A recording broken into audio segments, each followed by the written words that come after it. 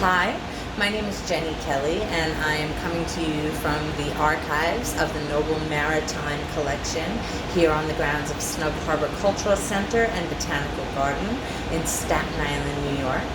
I'm going to talk a little bit about my internship that's taken place here for the last semester, at which time I was working with the items of Gloria Noble. So the Maritime Collection focuses mostly on the work of John Noble, and upstairs you can go see his paintings, which are very maritime based. It's a really wonderful fit here at Snug Harbor because of that.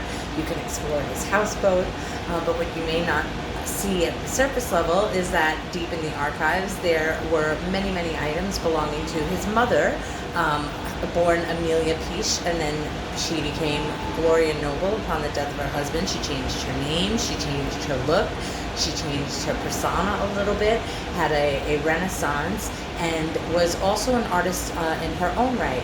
And so my job here for the past couple of months has been to come down into the archives and find objects relating to and belonging to Gloria, and then to properly catalog those objects, photograph those objects, enter them into a system here in the Maritime Collection that will allow for a proper, tracking of these items, knowing what we've got, and possibly using them in future exhibitions. And so first I'll introduce you to the woman herself. This right here is Gloria, as painted by her husband, John Noble. Her husband was also a famous artist, and Gloria cataloged his work very meticulously as well, and did talks about his life after he had died, and so was the ever-faithful artist's wife. It was not an easy life. John was a volatile individual, destroyed works that he made that he didn't think were worthy of viewing. But this piece survives, and it is of his wife, who often was his muse. And there are photographs of Gloria nude, which perhaps could have been used to then be used as reference materials for paintings like this. And so this is one of the objects that we archived here at on the grounds.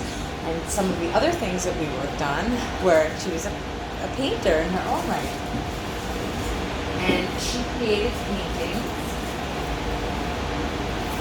which were as vibrant as she was. They were meant to be wallpaper patterns and handkerchief patterns, and so these items, which are delicate, they are painted in an egg wash, and again, the paintings are quite vibrant. But none of them had been cataloged, and there were over 60 of them. And so we spent a lot of time here this semester cataloging all of these items and photographing them, so that people can get a sense that Gloria was not just a mother and was not just a wife, but she was also a very talented individual with her own really strong identity, and wanted to be known for who she was, not just as a mother and a wife.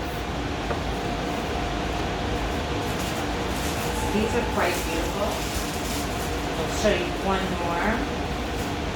I'll show you one of the large pieces.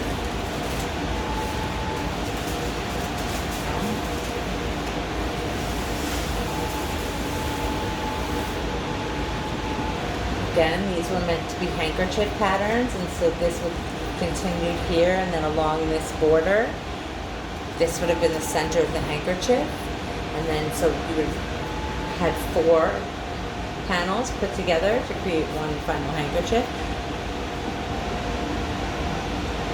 These items otherwise would have been uncatalogued, and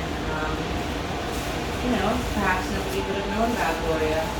One final piece that we cataloged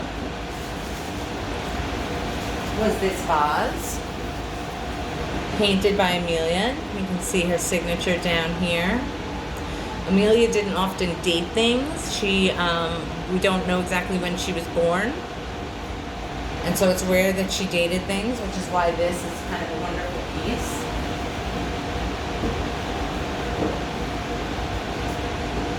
And so that's what I've been doing here at the Noble Maritime Collection, cataloging and kind of embracing the life of this woman who is no longer here, but certainly left a footprint. And these items can and should be used by the museum to tell her story in association with her son's story. It's kind of a fascinating story. Thank you so much for this opportunity.